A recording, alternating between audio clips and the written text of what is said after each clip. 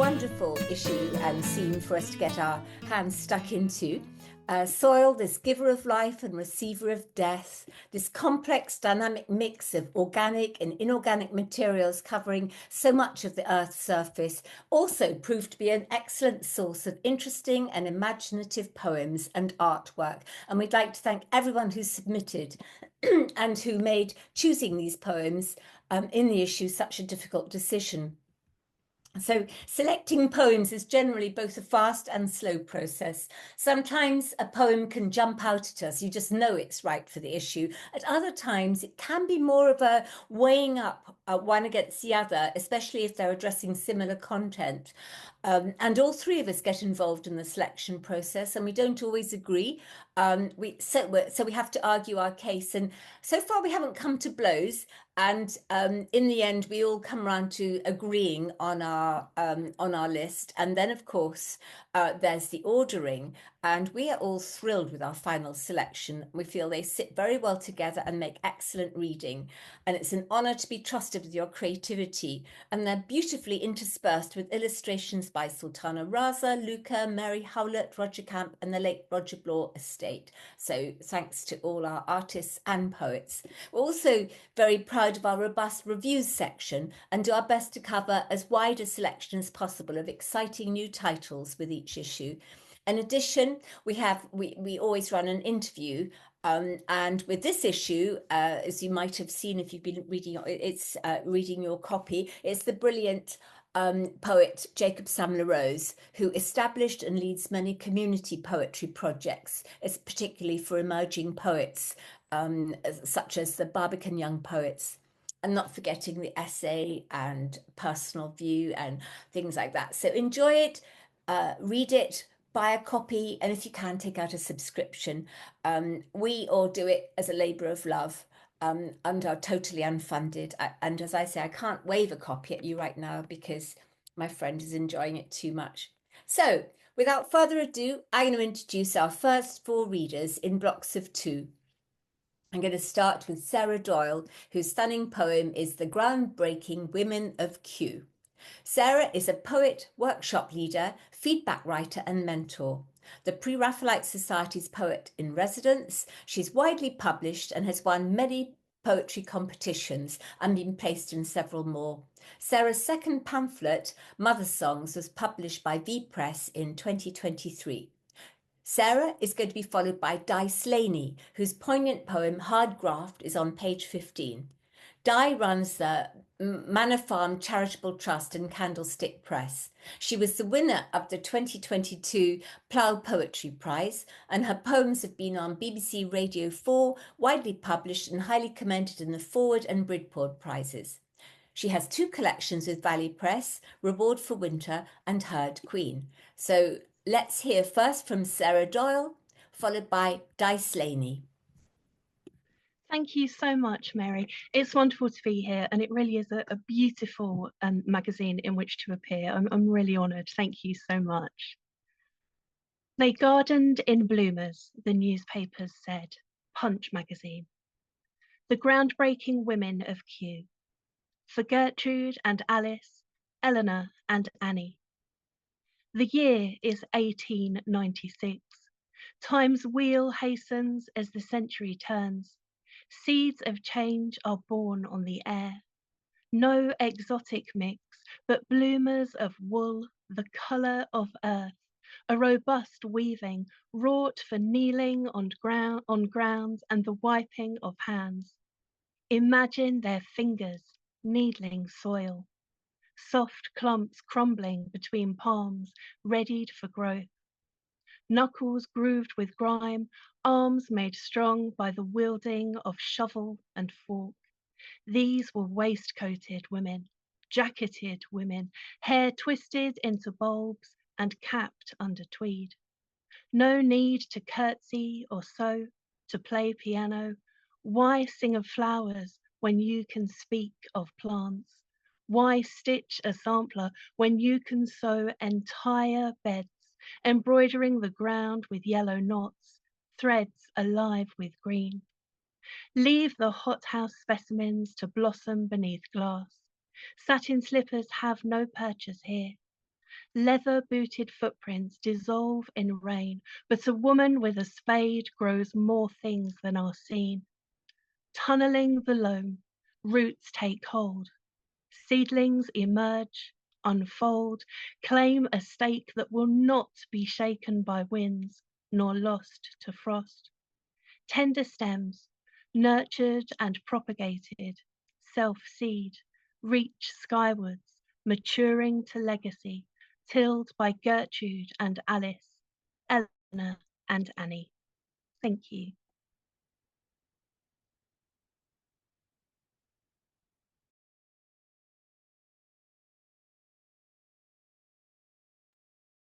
And Di, do you want to unmute yourself? Thank you, Mary, and thank you for including me in this wonderful issue. Hard graft.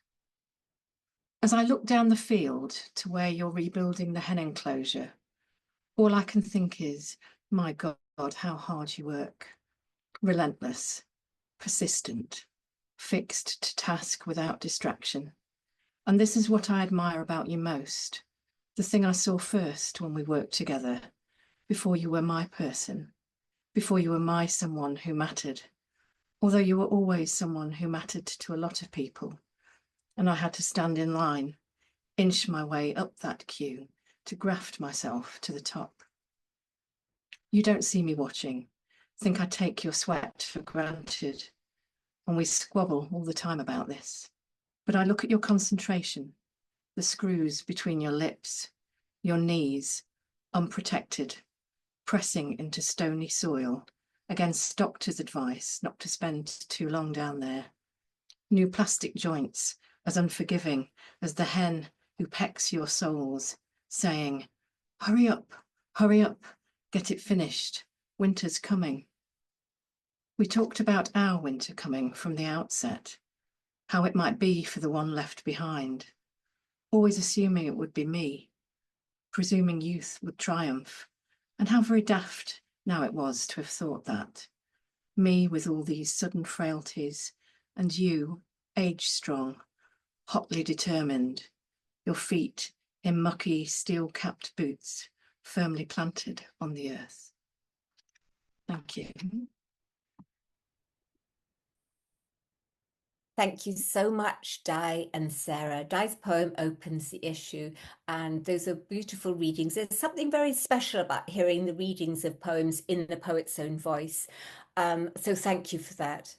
And we're now going to hear from Tom Denby and Mark Fidders. The title of Tom Denby's wonderful poem, Notes from the Margin of My Old Degree Textbook, couldn't fail to catch our attention. Tom is a poet and scientist from Devon and Bristol. His works appeared on on BBC One Extra and in the National Portrait Gallery. His debut collection, And Then She Ate Him, was published in 2019 by, I think it's Burning Eye Books. Immediately following Tom's poem in the magazine is Mark Fidders' wonderful Copper Monologues.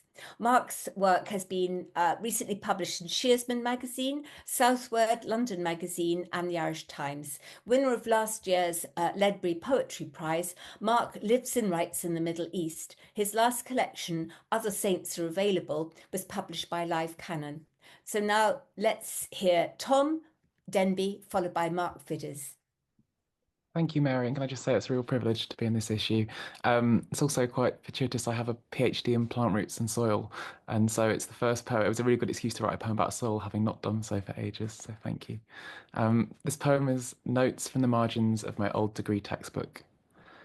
It is amazing how long this planet did without skin, until trees decided to die in such a way that their grandkids could stand up in their remains. Roots grasping into you, pierce, hold what's left of your body with a little rock dust mixed in. It surprises me regularly that the invention of multicellularity remains so popular. I am shocked that my body, my cells, don't just decide one day to go their separate ways. The tiniest of protein signals, voices, quorum, democratic votes, amendments tabled, seconded, a rubber stamp approval.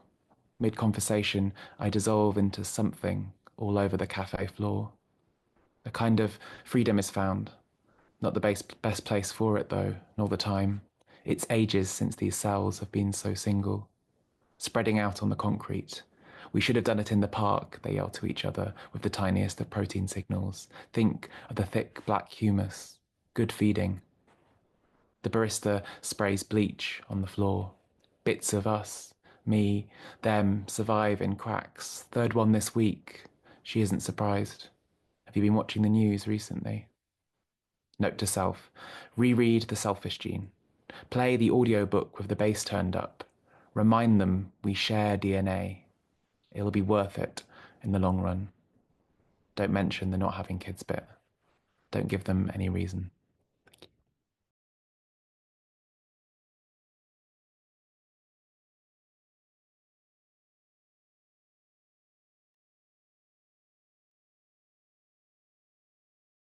Yeah, brilliant. I just want to say it's wonderful to be in this issue. So I'd like to thank the editors very much, and it's lovely to see so many friends on this call as well. This poem is called The Copper Monologues, and it was written after the last COP28, which had 85,000 people attending and very few decisions as a result. So this really compares it to a kind of Tower of Babel. So that's the Copper Monologue. So here we go. Following the floods and plagues, with no particular god to enrage, they built another tower, not of baked soil, but speeches.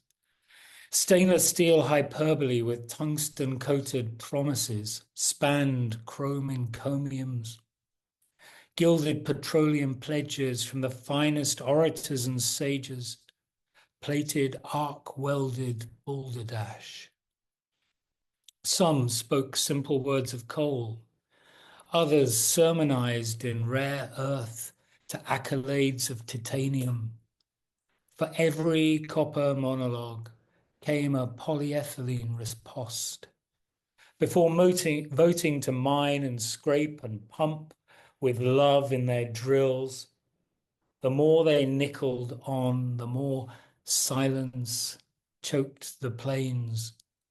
Quiet atolls sank, and songlines from the ancient forests stopped in their scorched tracks. Those on land who still spoke chose guns, which were louder than mortals and more viable. Others drifted north as cargo in boats made of air for ghosts. The more mineral the soliloquy, the higher the tower rose. Beyond the flight of cranes, over mountaintops and rockets, orbiting bored billionaires until they came face to face with the moon, pocked in cysts, yet still beautiful to the heavens. Respectfully, they took a breath before moving on to olivine, pyroxene, feldspar, ilmenite, and the inalienable human right to quarry the virgin lunosphere. Thank you. Thank you so much, Tom and Mark and Sarah and Di, for those wonderful readings. And that was a real privilege to hear them. And we're now going to hear from our featured poet for this issue, who is the wonderful Carol Bromley. And she'll be reading her two poems in the issue, Visiting My Parents and Northern Woman, about her and her family's connection with the earth. Carol Bromley is a Yorkshire-based poet. She has 3 collections with Smith Doorstop and 1 with Valley Press. Winner of a number of prizes, including the Bridport and the Hamish Canham Award, as well as the 2022 Caterpillar Prize for Poems for Children. So over to you, Carol. I look forward to this. Thank you, Mary. Wow. When I saw the theme for this issue, I thought I was completely stumped because I thought I didn't write about soil. And then I looked through and thought, well, maybe I do in kind of tangential way. So my first poem is called Northern Women, and I suppose in a way it's about the soil, the place that you come from. Northern Women. I am a Northern woman and proud. My mother was Northern and ashamed. I don't judge her. I have not known hunger, but I am proud of all that she disowned. I learned as a small child to love the steel town of my birth with all its ugliness and dirt. You could say I lived on the edge where the hills are beautiful and the air fresh and clean, but I loved the dockside my granddad took me to in the early mornings, the sweet smell of the dark, ripening sheds where hands of green bananas slowly turned yellow, the shouts of dockers unloading oranges onto the quayside. 10 bob a pound, get 'em while you can. It's people. You're Peggy's bairn, aren't you? How I loved their voices. How I loved belonging. It seems to me it doesn't matter what you belong to, but you must belong. If you don't, you are always on the edge. The girl nobody invites back to theirs. The woman no one ever asks over the doorstep. Thank you. And my second poem is, I wrote it after visiting my late parents' bungalow, which of course is now occupied by a young family, and it was a very strange experience, really. Because I just sat in the car and looked at it and thought about how my father's bones were really scattered in the back garden. Visiting my parents, or I could have called it visiting the dead, because they're not here, Mum and Dad. Though Dad is on the rough grass at the end of the garden, well, most of him. The rest Mum raked onto the flower bed because there was so much of him, while she, at her request, is among bluebells, which sadly weren't in flower, so wild garlic, and I'd already dropped her in the car park and drawn attention to myself. So they are not turning in their graves, as they have none. But oh my God, the state of this house and garden. And what happened to the aconites? I am parked outside the bungalow staring in. If she were alive, Mum would have beetled out by now and stuck a yellow post-it on my windscreen saying, "Please do not park here. I may need an ambulance at any moment." Thank you. Carol, thank you so much. And I wonder if everyone wants to very briefly unmute and just clap Carol for her amazing reading, and Sarah, Di, Tom and Mark, before I hand over to my co-editor, Diana Cant, for her selection. So just very briefly, everybody, let's give a quick round of applause for our first set of readers.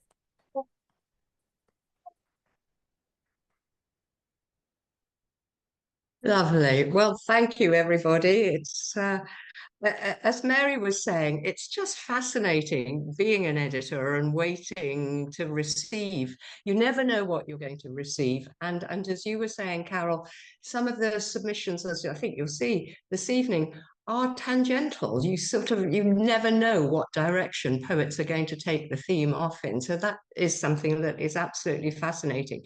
And I think you'll probably see that in, well, certainly the next 4 poets that I'm going to introduce.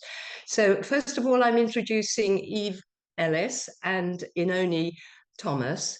So Eve's work has appeared in Poetry Wales, Magma, and other poems, Propel and elsewhere. And her debut pamphlet, Spit Valve, is published by Ignition Press. I just happen to have a copy here in front of me, so I urge you to have a look at that one too.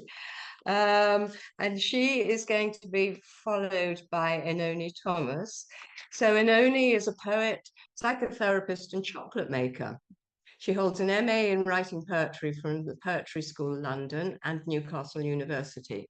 She was brought up in South Wales and southern Spain and is now at home in the south of England. She's poet in residence for the Cookmere Pilgrim Path.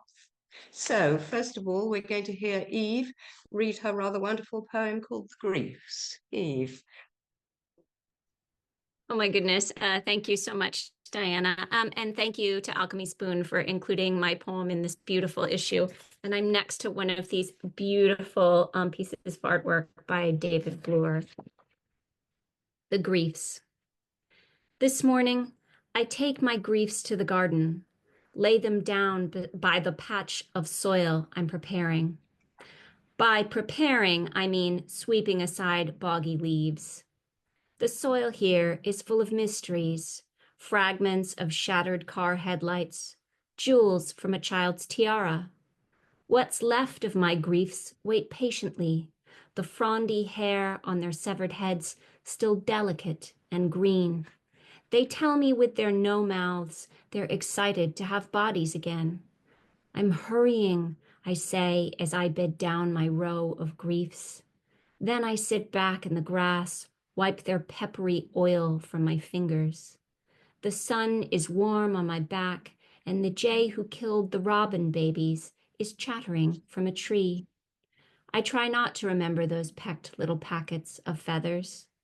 Putting my ear to the ground, I hear chewing and rooting as the griefs suck minerals from the humus and their tuberous cells renew. Soon I'll step over them barefoot, playing catch with my daughter, and when she squats to pluck a new shoot, I'll lightly say, "Don't touch."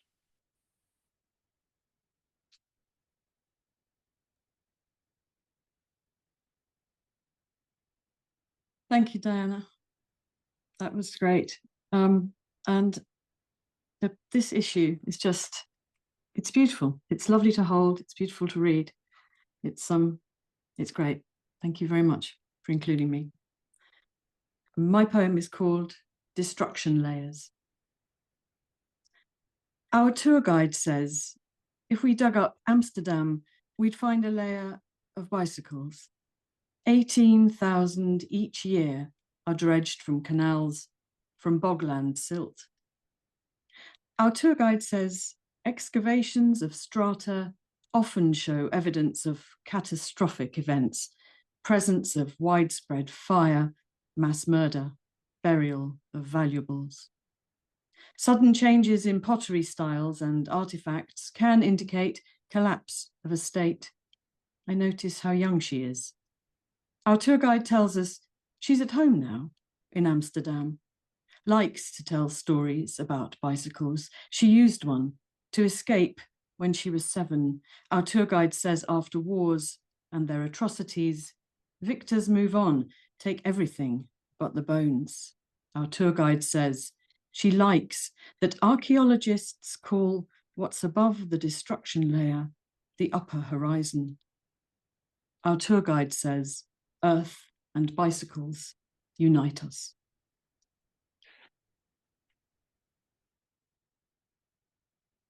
Thank you so much, both of you.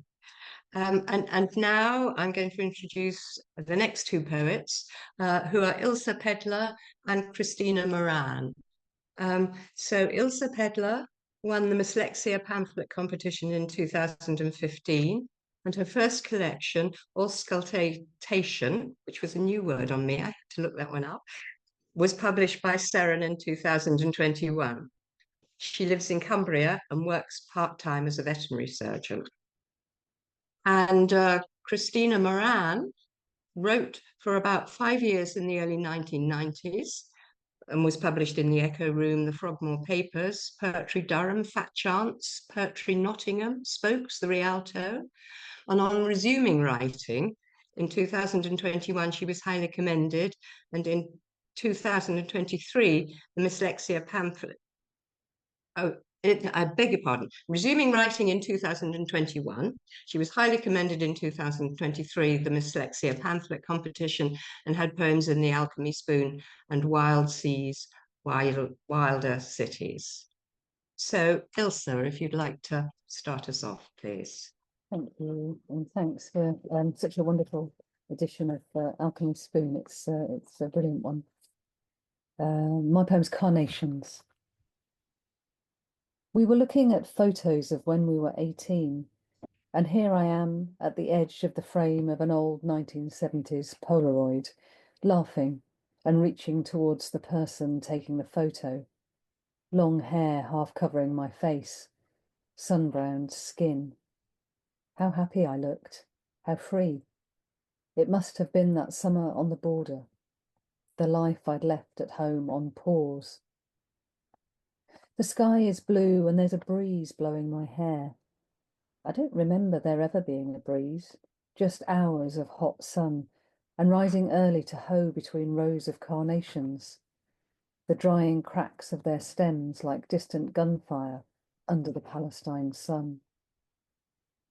I do remember journeying to fields in a rusty van where soil was dust, holding on to a piece of frayed rope to keep the door closed. The eldest son preparing for his national service, the sadness in his mother's smile, his father's moments of silence. The youngest daughter giggling as she tried to teach me Arabic, the teenage boys from the village coming round in the afternoons, the browns of their eyes. Perhaps it was one of them who took the photo. We were all about the same age. How little I knew of life then, of what I would go back to. I wonder if they are farmers now, like their fathers, if the drying carnations still sound like gunfire.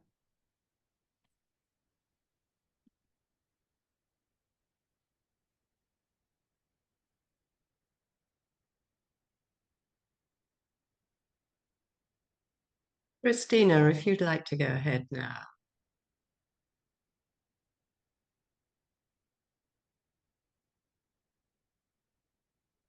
Christina, you need to unmute yourself. Thank you.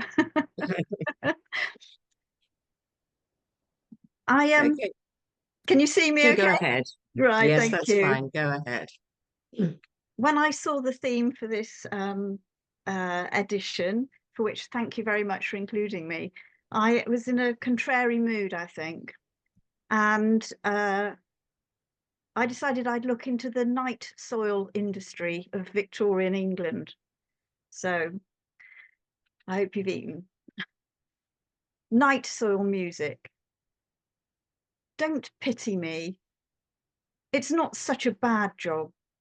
Beats picking oakum, boxing, stone breaking, sticking pigs, toshing, and catching rats. Fetid turds don't throw me now after heaving for 2 weeks. They're just air song, different notes from different folks. Bread and turnips hum simpler tunes than lean meat and eggs, especially when flumped flat in the midden. Friend darkness cloaks the shame from any clattering and groans our cart and shovels make. And those stars on clear, sharp nights, look me full in the face. And he who holds them up won't condemn men for keeping your fine noses safe and sound, and your feet from scudding like clouds in shit. Thank you. Thank you. But maybe we can do the same. We can all unmute and clap even Inoni, Ilsa, and Christina, just briefly.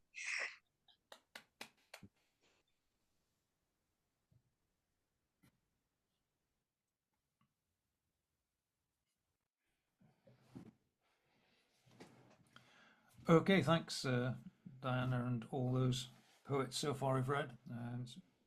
It really is excellent to hear all these poems live. So I've got 4 poets to introduce.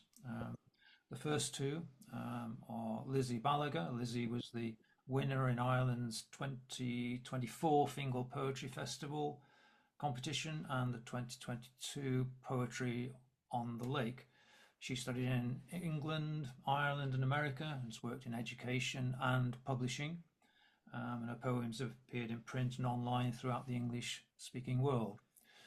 The second poet is Sarah Dasgupta, who's an ex-teacher. She's aged 82 and has worked in the UK, India, and Africa, and is learning to walk again after an accident. Her work's been published in over 20 different countries, and she was a nominee for the Best of Net and Dwarf Stars Awards. Unfortunately, Sarah hasn't been able to make the connection tonight, so Mary Mulholland's going to read her poem for her. So over to you, Lizzie, to hear your poem.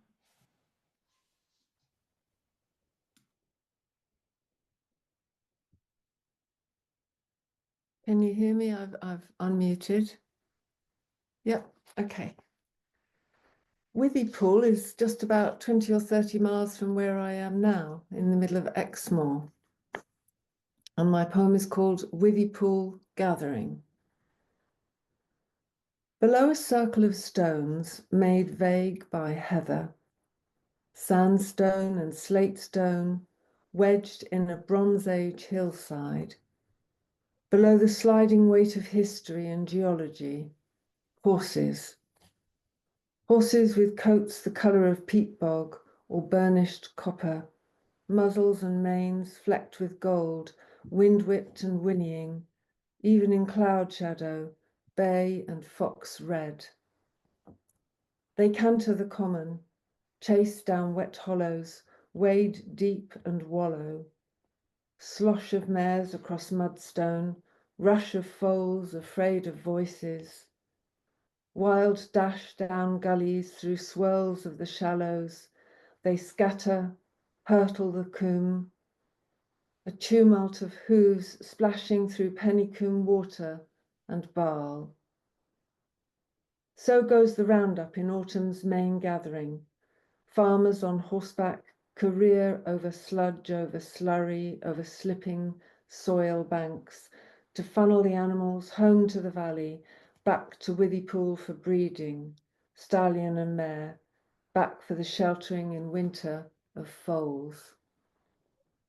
All eyes widen, pitch dark as blanket bog in the hullabaloo.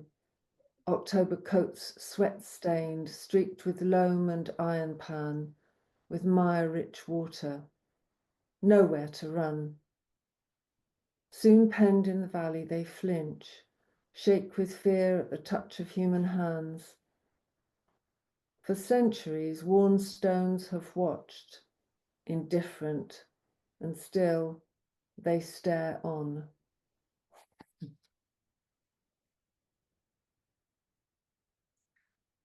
That was I'd just like to add, thank you so much for including me in this volume. I thoroughly enjoyed when I saw the, as some other people have said, when I saw the title, the theme title, Soil, I thought, oh my goodness, what am I going to say? But thank you. Thank you so much. And it was lovely to hear your poem. And we're just sorry that Sarah Dasgupta can't read hers, but I have the privilege of that. So here goes. A man of the soil. His old trousers tied up with string. One long thumbnail grown to untie knots in binder twine. Horse whisperer, sheepdog trainer, pig breeder, cattleman. Out in the fields, fence mending, reading the cloud runes, watching leaden skies, prepared for the sullen face of the winter solstice. Dark, threatening, St. Lucy's Day. One light in the mossy darkness. Deep drifts, a midwinter wilderness. Yet he was cutting logs for bright kitchen fires, rich blazing flames of orange, red to challenge the resolute primeval darkness, soaked by rain, hair thatched with snow. Thank you. Thanks, Lizzie, and thanks, Mary, for reading that. It's always difficult reading someone else's poem at about 2 seconds notice, but well done. So our next two poets are Sarah Lockyer. Sarah's recently retired from a career in education in the USA and UK and is resident not very far away from me here on the Isle of Man. Her poems appear regularly in the Isle of Man Poetry Society journal Manx Reflections, and she's also been published in Intrigue Planet 2. And the second of the poets is Clay Warner. His poems have appeared recently in Midwest Quarterly and the Lyric magazine under his middle name Bruce. He lives in a loving household in southwest Missouri and is writing poetry again after a 35-year academic career as a psychologist. So over to you, Sarah, to hear your poem. Thank you very much, Roger. I'm delighted to have been included in this issue and to have my poem right next to this beautiful sand illustration by Roger. My poem's called Souvenir. Looking in a kitchen drawer for candles, I came across a seaside souvenir. It must have been 10 years ago we took a ferry to the Isle of Wight with our 2 toddlers for a holiday, like Millie Molly Mandy's, our daughter hoped. We visited the Needles, as I had, aged 7, with my sister, mum and dad, and stood in the inevitable gift shop, surrounded by a strange array of things for sale: dinosaur teeth and bouncy balls, and ashtrays garish and unneeded. It seemed the best of a bad lot, the bottle opener.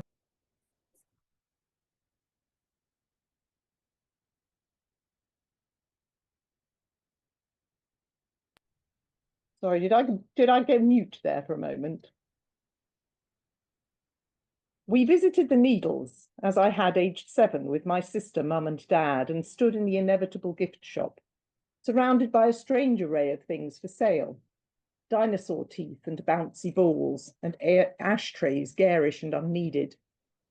It seemed the best of a bad lot, the bottle opener filled with coloured sand in rainbow layers, plastic thick and clear, encasing dust millennia apart, now compressed into something cheap and tasteless.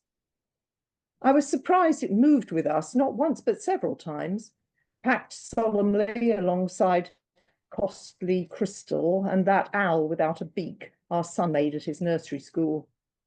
The sands have long escaped their designated layers, greens, reds and ochres mixing into ordinary beige, except for at the very bottom of the handle where the lines remain. The opener still works, of course, and I suppose that's why it never has been thrown away, although I can't remember when I used it last. Thank you.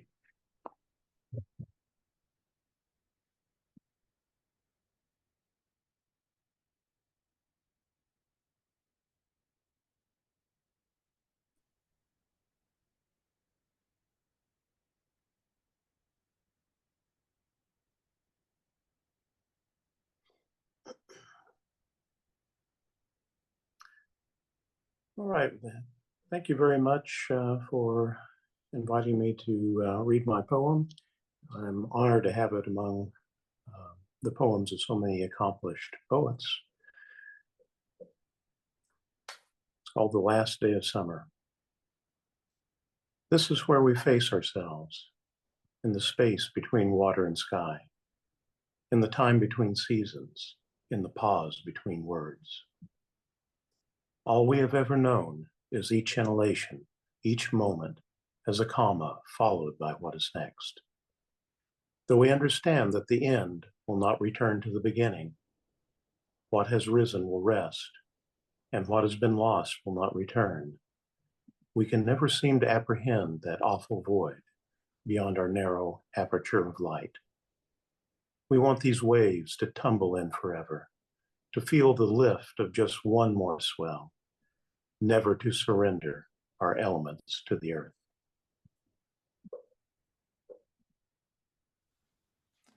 Thanks very much, Clay.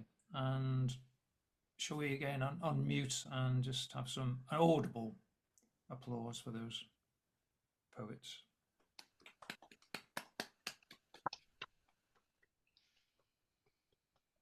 And now I'm going to hand over to Diana, who's going to close it and tell you a little bit about issue 16 of the Alchemy Spoon. Thank you, Roger.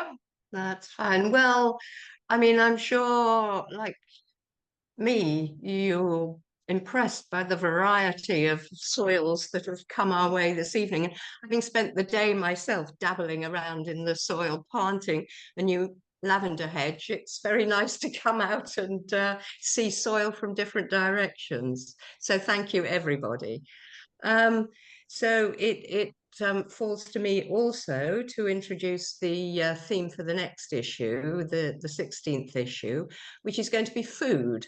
So again, it's something very basic, but I'm sure that's going to bring forth all sorts of interesting submissions. So the submissions for that will be open in June, so between June the 1st and June the 30th. So anybody wanting to write something about food, please do. We would be delighted to see them. So just once again, thank you everybody for coming this evening. Thank you everybody for submitting. Thank you everybody for reading. And it is great to be part of the Alchemy Spoon community. So thank you very much indeed.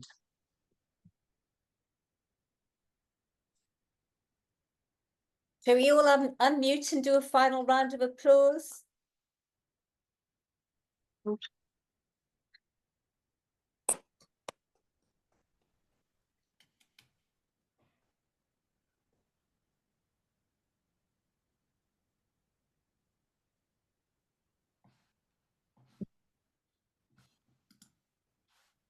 And I think in time, if you have any friends who are sorry that they weren't able to get to the launch this evening, it's Roger generally puts things up on the YouTube page, so you should be able to access that in due course. Is that right, Roger?